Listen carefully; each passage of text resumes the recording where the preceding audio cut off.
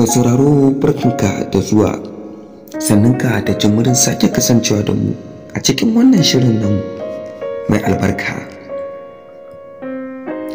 Hukumar Hisba a yanzu ne ta kama Murja Ibrahim Kunya,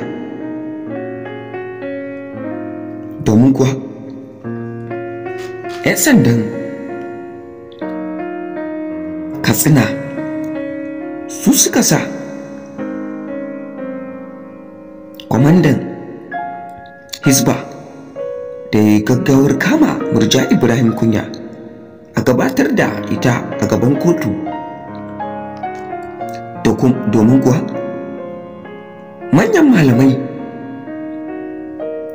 na Najeriya ƙasa baki ɗaya su ne suka shigar da Murja Ibrahim Kunya wannan ƙarar gaban kotu. Kotu tana tuhumar Murja ne da laifuffuka har ƙwaya 7, amma kuma Murja Ibrahim Kunya tana musa laifin da kotu take zarginta da shi.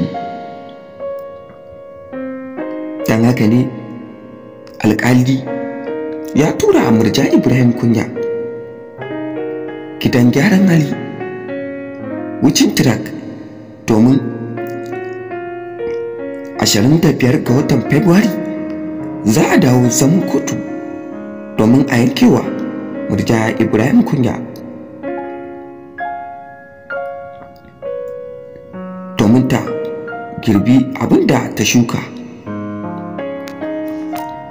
Mai sauraro ka gyara zama domin jin wannan cikakken shirin namu wanda muka zo maka da shi.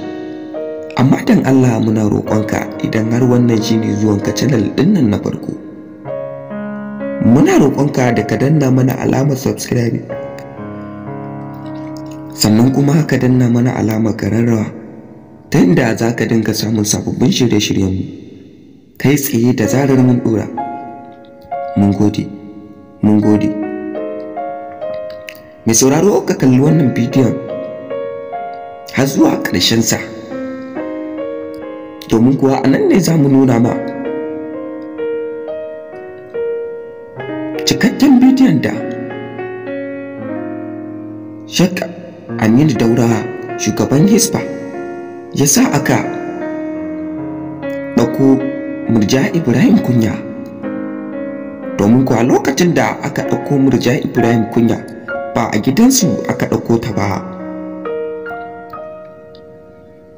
a wani ɗan ƙararramin hall aka je aka samu Murja Ibrahim Kunya tana shakatawa, aka taho da ita. Domin kuwa Murja Ibrahim Kunya ta musa laifukan da ake zarginta da shi, domin kuwa an kira laifuffuka har ƙwaya 7 wanda Murja take yi.